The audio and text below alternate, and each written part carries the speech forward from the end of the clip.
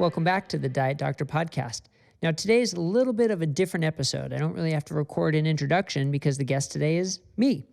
I'm just going to do this on my own today, and part of this is brought on by a prior podcast. So let me give you the background here. In episode 4, I interviewed Dr. Joseph Antoon. He's the CEO of El Nutra, and they have a commercial product for a fasting mimicking diet. Now, during that interview, I didn't do a very good job of separating the topics of fasting and a fasting mimicking diet. In my brain, I sort of kept them as one. I was including them together, but I didn't really come out and say that. So he was answering all the questions from the background of a fasting mimicking diet, which makes complete sense because that's his area of expertise. And I was sort of interpreting all that as a combination of fasting and fasting mimicking diet. Okay, so why am I going through all this? Because it made me think, well, what do we know about the differences between fasting and a fasting mimicking diet? What does the science say for one or the other? And how can we as individuals decide which is better for us, depending on our health goals, depending on where we're starting from, and just depending on our social situations? And is there enough science to say one is better or different than the other? So that got me thinking and said, you know what? I want to do another episode to dig into this a little bit deeper so that people can understand, so I can understand, and I can help you understand a little bit better. Because like I said, I compared the two and treated them as equal, and I want to know if that's right or not. Okay, so that's going to be our episode today. So it'll be a little bit different format. But as always, you can go to dietdoctor.com to see the full video, the full transcripts, and of course, all the other information we have on Diet Doctor and all the benefits you can get by becoming a member. So without further ado, we're going to jump right into it. Hey everyone, sorry for the interruption, but I just wanted to let you know about a great benefit that Diet Doctor Plus members get. Did you know if you were a member that you get early access to a lot of our podcasts? So right now you're watching the science of fasting and fasting mimicking diets. But if you were a member, you would also have access to my interviews with Audra Wolford, with Dr. Angela Poff, with Dr. Brianna Stubbs, and Dr. Dom D'Agostino. All these episodes are coming soon for the general public, but if you're a Diet Doctor Plus member, you get early access to them. So if that's worth it for you, definitely check out dietdoctor.com and look at the membership profile and all the benefits you get, because you don't just get that. You get access to all our courses and our videos and our meal planners and so much more. So go to dietdoctor.com, check out the membership benefits, and see if it's right for you. Now back to the interview.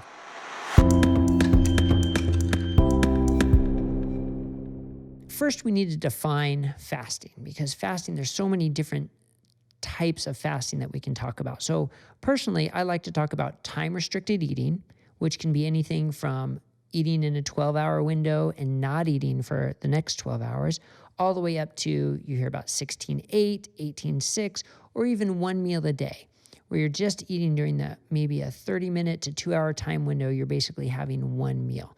To me, that's time-restricted eating. Where then you talk about periodic fasting or intermittent fasting, which is anything more than 24 hours, where you're going more than a full day of not eating. That's fasting. Okay.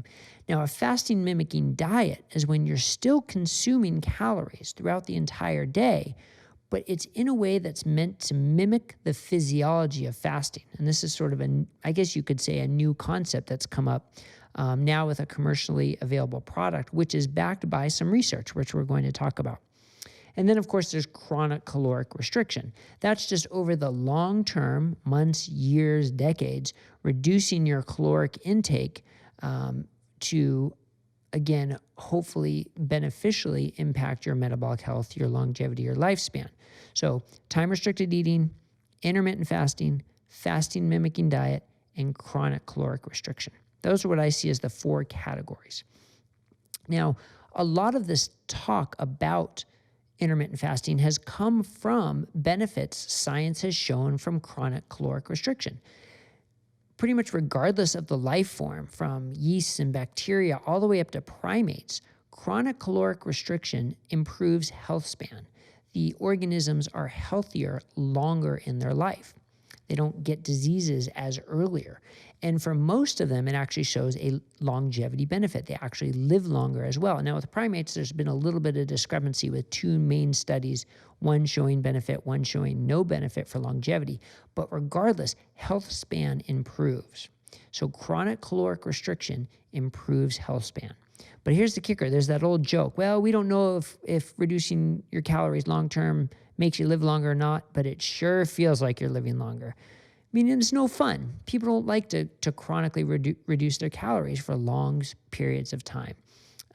It's just not that enjoyable for most people. And also, there is that concern of resetting your resting metabolic rate, that all of a sudden your body goes into starvation mode and survival mode that says we have some calories coming in, but not quite as much as we really want. So we're going to lower the basal metabolic rate. So I'm burning fewer calories at rest. That's my survival mode. So that there may be some benefit at first that benefit becomes harder to maintain over time. So that's part of the concern with chronic caloric restriction. So intermittent fasting or a short-term fasting-mimicking diet, those help to get the benefits of chronic caloric restriction without the downsides. So we're going to talk a little bit more about that. But first, like I said in the intro, is one better than the other? Is fasting or fasting-mimicking diet better than the other? Do they accomplish similar or different benefits? And are certain sets of people better off for one or the other? Now, before we answer that question, we sort of have to ask, though, what are we trying to accomplish? Because we all have different goals. Is our goal losing weight? Is our goal reducing our blood sugar and improving our diabetes and reducing our insulin? Is it reducing our blood pressure or affecting our lipids?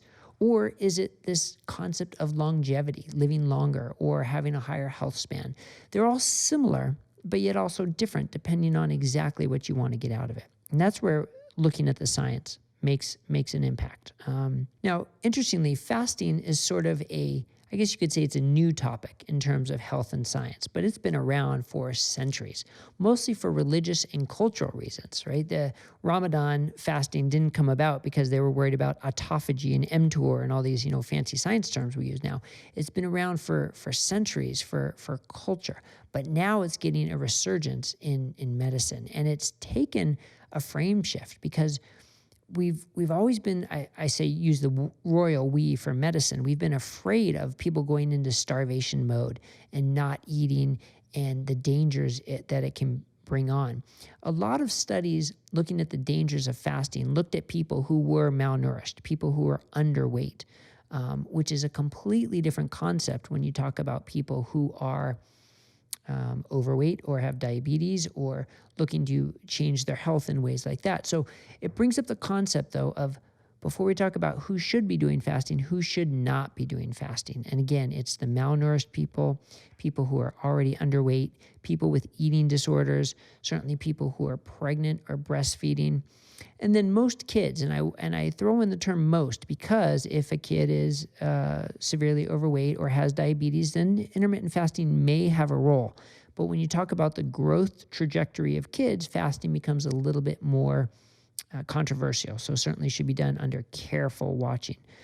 But for most adults who don't fit those other criteria, fasting, at least for the short term, is generally pretty healthy. One of the big concerns, though, is if you are taking blood pressure medicines or, more importantly, blood glucose medicines like insulin or SGLT2 inhibitors or sulfonylureas, drugs that can lower your blood glucose, or in the case of SGLT2 inhibitors, can increase a risk of ketoacidosis. If you're taking those medications, you have to work with your doctor with fasting. And anybody with any chronic medical conditions needs to discuss this with your doctor. This podcast, as with all our podcasts, are meant for just some general information for you to assimilate and work with your healthcare provider to make sure you're doing this safely. Because with fasting and taking medications that lower your blood sugar, you can be at risk for dangerously low blood sugar. So please be aware of that, okay? Always important to know who should not be fasting, though, before we talk about who should be. Also, the elderly, the frail, this is not for them, okay? Another concept is how should you feel when you're fasting? And it's okay to be a little bit hungry. It's okay to feel a little bit lower energy. It's okay to have a tiny bit of lightheadedness when you stand up.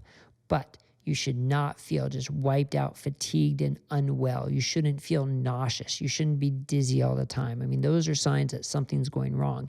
And on the one hand, it sounds a little silly that I even have to say that, but I've seen people do this because they hear all the benefits of fasting. So they say, I just need to toughen up. I just need to stick through this.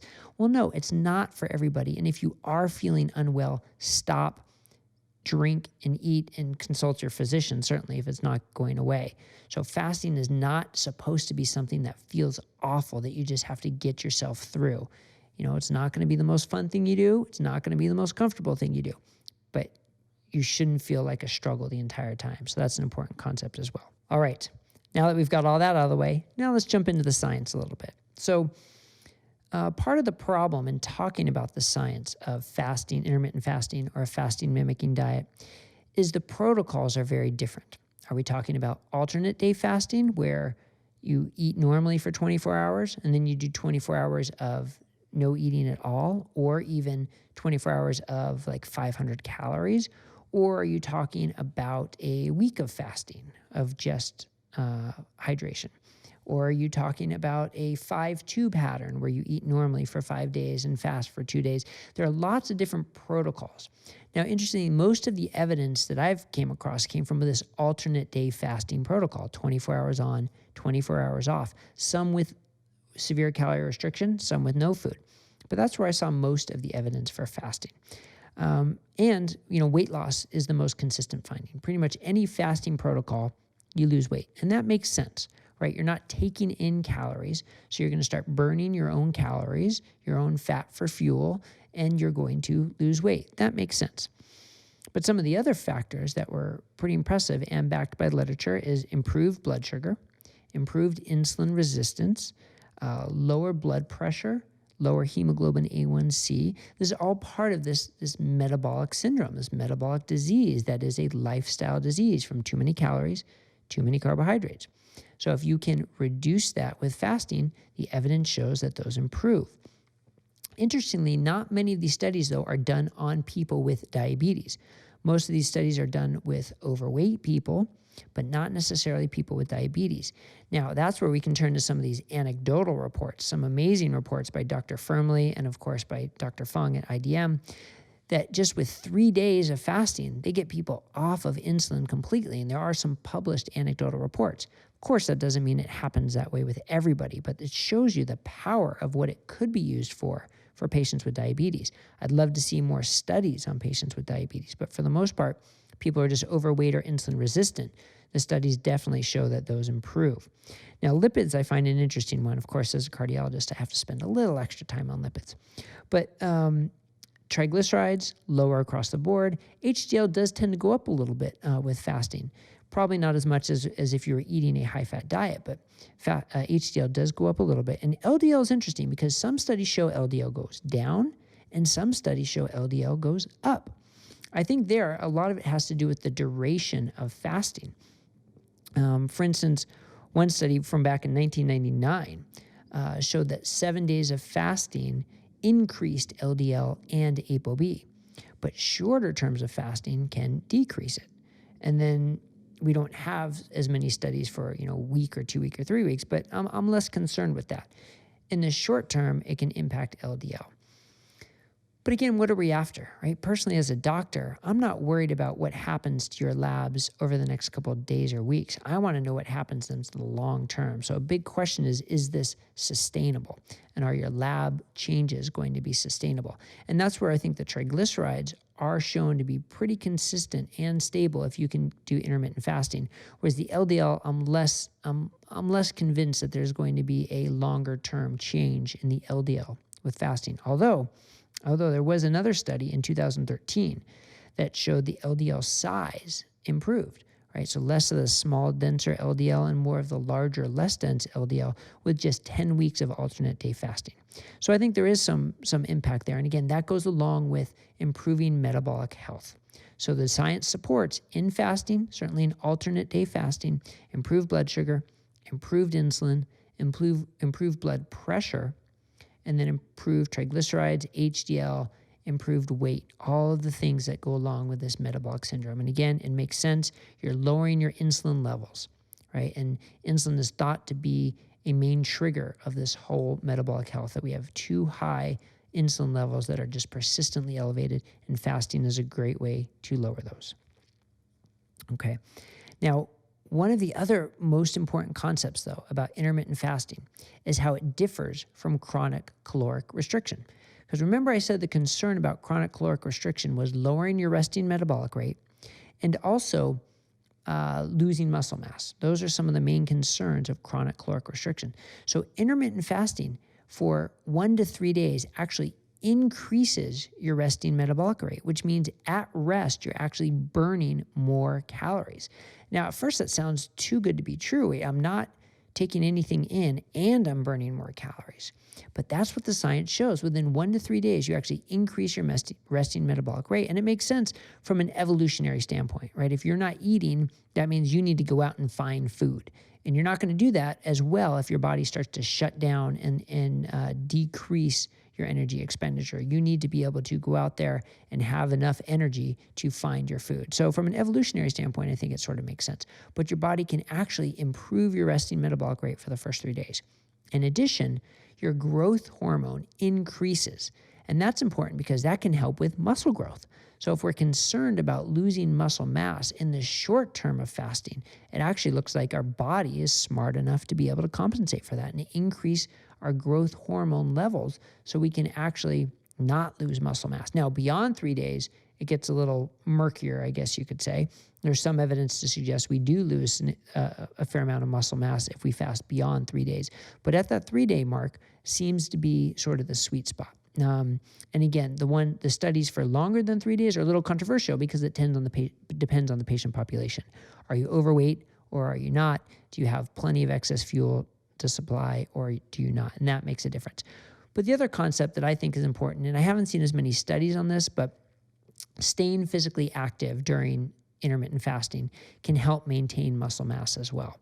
So don't use this as an excuse. I'm not eating, I better not exercise. Go for walks. Do some body weight exercises. Keep your muscles stimulated to help prevent any potential muscle loss. And then one other potential very interesting benefit from intermittent fasting is in cancer treatment. So not cancer treatment alone, but augmenting cancer treatment. There's some suggestion that fasting, restricting all caloric intake, can actually sensitize tumor cells to chemotherapy and radiation therapy. Now, this is still in its infancy, and there's a lot more evidence that we need, I think, before it comes mainstream. But major institutions like University of California at San Francisco at their Cancer Institute, they promote this. And it's a big turnaround from sort of the common teachings for cancer therapy, because it used to be you just need to get as many calories as you can, because chemotherapy and radiation therapy, it's difficult on the body. It can make you nauseous. It can make you not want to eat. It can make you weak. So you need to get as many calories as possible. Some institutions even recommending like Dairy Queen Blizzard shakes to get as many calories. But that seems like the last thing you want to do is put more fuel to the fire by giving yourself more sugar, higher insulin levels when you're undergoing this therapy.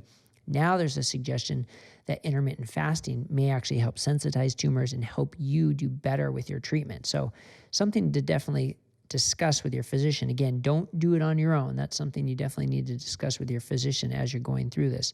But very interesting, and we should look forward to more studies coming down the road. Now let's switch for a second for the fasting mimicking diet. Right? This is the importance of differentiating between the two. That was the science behind intermittent fasting, mostly alternate day fasting. Now the science behind the science behind a fasting mimicking diet. So first, let's define what a fasting mimicking diet is. Now, most of the studies are done with what's commercially available, right? And it makes sense. They have a product to promote and they're going to do science to try to do that. I'm not faulting them. It's just, it's how we've gotten some good science. The way this product is set out, on day 1, it's about 1,000 calories, 25 grams of protein, 62 grams of fat, and 85 grams of carbohydrates, roughly. Days 2 through 5, it's about 700 calories, 15 grams of protein, 34 grams of fat, and 82 grams of carbs.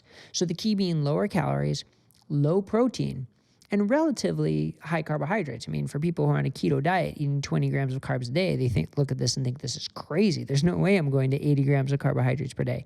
But when you look at the general population, 85 grams of carbohydrates is lower than certainly the standard American diet or standard westernized diet. But for most people who are already following low carb keto, this is actually an increase in carbohydrates, which is interesting, and I'll talk about it. The one that's commercially available is plant-based and low saturated fat. And there has been one human study with 71 patients who did this fasting mimicking diet 5 days per month for 3 months. And what they found was weight went down, glucose went down, triglycerides went down, and CRP, an inflammatory marker, went down. And so did IGF-1. And we'll talk a little bit about IGF-1. But you can see how it's sort of similar to what the fasting showed with the blood sugar, the blood glucose, the triglycerides, the markers of metabolic syndrome and insulin resistance improved. Interestingly, those who were at higher risk or sort of started off from a worse baseline improved more, and those who were at lower risk or started off from a better baseline still improved, but improved less. So that makes sense. The further you have to go, the more impact you're going to get on this type of an intervention. Now, the question about IGF-1, they seem to make a big deal about lowering IGF-1 because that is a growth hormone, a growth stimulant, and has been associated with increased risk of cancer. But we also need it for muscle growth, right? So if you're lowering IGF-1 and you're not doing anything else to stimulate muscle growth, do you put yourself at risk for sarcopenia? And again, that's why you probably don't want the chronic calorie restriction, but maybe 5 days of this per month, as they did, might still be beneficial with intermittent lowering of IGF-1. So I think that's got some potential. Now, a lot of the evidence that they have to support this come from mice studies. And this is where some of the most exciting stuff is, although it's not yet in humans, which makes it, I have to temper my enthusiasm a little bit. But in my mouse studies, they showed that liver cell regeneration, they showed shrinkage of organs that then regrow upon refeeding. And one study even showed that pancreatic beta cells could regenerate. So type 1 diabetic mice could reverse their diabetes. Same with Alzheimer's disease, a mouse model for Alzheimer's disease and a mouse model for multiple sclerosis, all showed benefit. So there's a lot of excitement about this, but we have to see it translate to humans first. So it's this concept of basically regenerating our cells, getting younger cells. And part of this is what we talk about with autophagy as well, that we can recycle and get rid of some of the older, less well-functioning and potentially detrimental cells and replace them with newer cells. I mean, that truly is sort of the holy grail of longevity. That's how you can make yourself younger, increase your health span, and live longer. So if you have a pet mouse, seems to make sense to have them try it. But for us, I'd like to see some human data, but it's certainly exciting.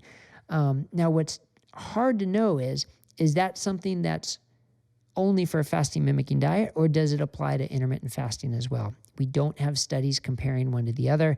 The intermittent fasting studies haven't looked at this as much. But personally, I don't see any reason why it would be different. They noticed the regeneration on the refeeding. So sort of when you finish the fasting mimicking diets on day like 6 and 7 is when you start to see a lot of this cell regeneration. So that makes me think it has more to do with the fasting and then starting up your calories again, and not so much about the small amount of calories that you have during the fasting mimicking diet, if that makes sense. So the bottom line is I think they're pretty similar, the fasting and the fasting mimicking diet, when it comes to metabolic health. They both reduce your glucose. They're both going to improve the markers of metabolic disease. They lower triglycerides. They can improve blood pressure and, of course, cause weight loss. Now, what about longevity? Because that is a big reason why a lot of people look at fasting. And it's so hard to study longevity in humans. You just really can't do it. So it's a lot of mouse studies, some primate studies, and some markers that we have to make sure we're following the right one. And that's the question of, IGF-1. And we hear a lot about the nutrient sensors: insulin, mTOR, mammalian target of rapamycin, and AMP kinase. Those are sort of the 3 nutrient sensors that for longevity, the theory is we want to reduce them. Well, insulin we know about. We hear about insulin all the time. And fasting definitely reduces insulin. An intermittent fasting can reduce insulin. Now, curiously, a fasting mimicking diet for most people should reduce insulin if you're coming from a high carb diet. I'm really curious if you come from a low carb or a keto diet, what's it going to do to your insulin levels, because you're actually eating more carbs than you were before. So I actually have some doubts whether fasting mimicking diet is going to be beneficial from people coming from a low carb background in terms of insulin. Then there's mTOR. mTOR, similar to IGF-1, I think is something that we want to selectively regulate, because mTOR is necessary for growth, for muscle growth. We don't want to suppress it so much that we lose muscle mass, because then we risk frailty. And here's one of the important points about longevity research. Things can be a trade-off, right? So just because we're lowering something that's associated with a cancer risk, so the thought is chronically high mTOR increases growth, which can increase growth of potentially dangerous cells like cancer cells or cells in the brain that can cause Alzheimer's disease, but they also stimulate muscle growth. So if we get rid of it, the trade-off is we become more frail, and then our risk of diseases or frailty. So are we actually benefiting ourselves? So we don't know. It's all one big guess. So that's where this concept of intermittent fasting, intermittently suppressing mTOR, seems to be pretty exciting or potentially beneficial. And that's why this is a low protein fasting mimicking diet. So the fasting mimicking diet, intermittent fasting, I think are pretty equivalent in terms of how they impact mTOR. AMP kinase is a pure nutrient sensor, so that's just calories. So obviously fasting is going to impact that as well. And the fasting mimicking diet is likely low enough that it's going to impact that. It's hard to measure in humans, although the mouse studies seem to indicate that. So why did I go through all this? Well, again, because it's comparing fasting and fasting mimicking diet. So again, I think fasting wins. Intermittent fasting wins because it's going to hit all the markers. It's definitely going to hit insulin and mTOR and AMP kinase. You're going to get all the metabolic benefits. Fasting mimicking diet likely is going to, but I still have that question about insulin. Now, let's get to the practical side of it, right? So a little personal. I've tried 3 to 5 days of fasting. I hate it. I got to be honest with you. I do not enjoy it. I don't feel great on it. I tried the fasting mimicking diet, and it was a lot easier for me. So that's me. I have plenty of patients, and you can see plenty of stories on Diet Doctor. People just sail through fasting, and they do wonderfully with it. So if you are that type of person and you can do 3 or 5 days of fasting with just water, just electrolytes, a little bit of tea, staying well hydrated, but no calories, I think that's the best way to go, and I think the science probably supports that as well. How often to do it? That's a little more controversial, probably anywhere from 1 to 4 times per year. I don't know that you need to do it more than that, but again, that's sort of like an educated guess based on the science rather than hard science. But where the fasting mimicking diet really has a role from my standpoint is for people like me, people who struggle with fasting and don't enjoy it. And that can be from a psychological reason. It can be from a social reason. I hate sitting down at the dinner table with my wife and kids, and I'm just staring at a blank plate or staring at my herbal tea while they're eating. That's challenging psychologically. But if I have even a little bit of food, it makes a difference. So the fasting mimicking diet can really help from that psychology standpoint. Now, the commercially available one is very nice because I open my box and I'm only eating what's in this box. I have no decisions to make. I can't cheat or fudge. It's just whatever is in this box. It's also processed and boxed and not real foods. So I'm a fan of sort of creating your own fasting mimicking diet. And I would like to see it a little bit different, more like 500 calories and much lower carbohydrates, right? Try and stick to 20 grams of carbohydrates to make sure you're still impacting your insulin levels. And you still want your protein to be low, about 10 grams or so of protein, with the rest coming from fat. You can get your fat from macadamia nuts and olives and avocado, and you can cook a little bit of steamed vegetables with olive oil. That can be your fasting mimicking diet. The thing is to have it clear what you can eat during the day so there's no question marks, because again, that gets into the psychology of food. So as a quick aside, one of the lessons I learned going through all these experiments with fasting and fasting mimicking diet is what a complicated relationship we have with food. And I know that it's probably not a surprise for most people, but it's interesting to go through the process and see what you learn. Just the anticipation of food, knowing that it's there or not there. the texture and the crunch and the social aspect of being with other people. Those are real issues that we have to address. We can't just tell people, oh, just don't eat and you'll be fine. We have to address these issues because they go through people's minds.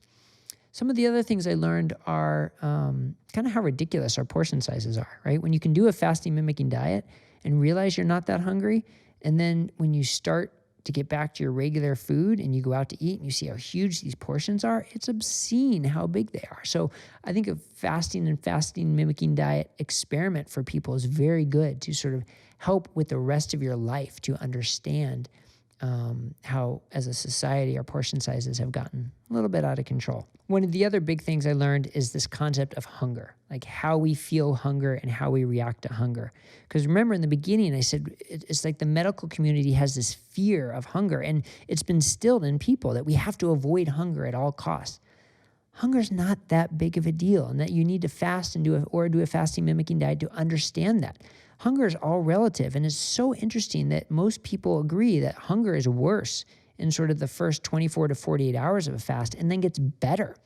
And you can realize that you can live with hunger, and even, you can readjust your sensation of what hunger means. And that's an important lesson for people. So beyond all these scientific benefits of fasting and fasting mimicking diets, I really enjoy the psychological benefits for myself and for my patients. And I think you might be able to benefit from that as well, because it really helps you reset your hunger cues. And then the rest of your life, whether you're doing time-restricted eating, whether you're doing intermittent fasting, or just eating normally, you realize what those hunger cues mean and that they don't mean as much as you thought they did. So that's sort of my rundown of both the science and the practical aspects of fasting, intermittent fasting, and a fasting mimicking diet. In summary, the science is still in its infancy. We're going to learn a lot more. I don't know that there's a whole lot of science saying one is better than the other, but my version of fasting mimicking diet would definitely have lower carbs to try and lower insulin more. I like it for the psychological and the social aspect of it, but I don't think it provides anything more than intermittent fasting does. Now, the last point I'll make is when you break your fast, it's not like you go right back to eating a full meal, because your body's not going to be happy with that. So you have to think about it. If it's a 3 or a 5, say it's a 5-day fast, you really have to think about it as a 6-day fast. It's 5 days of fasting, 1 day is a transition day, and then back to your regular diet. The transition day being some light snacking, still try and stay low carb, not full meals yet, maybe some soup, some bone broth, that type of thing. And then on your next day, that's when you can sort of get back to your regular diet. Remember to remain hydrated, supplement with electrolytes. Remember the precautions we talked about in the beginning. And of course, this doesn't mean everybody should run out and try it. This is just information for you to assimilate. If you have any medical problems or on any medications, make sure you talk to your physician before doing it. But hopefully this helps you understand sort of the differences and similarities between fasting and fasting mimicking diet. I know it helped me, and it helped me sort of bring closure to that other episode where I didn't do as good of a job separating the two. All right. Thanks for joining me. Hopefully you enjoyed this format. I know it was a little bit different. Make sure you go to dietdoctor.com for the full transcripts and, of course, all our guides, our videos, all the benefits you can get by being a Diet Doctor member as well. Thanks a lot and have a great day.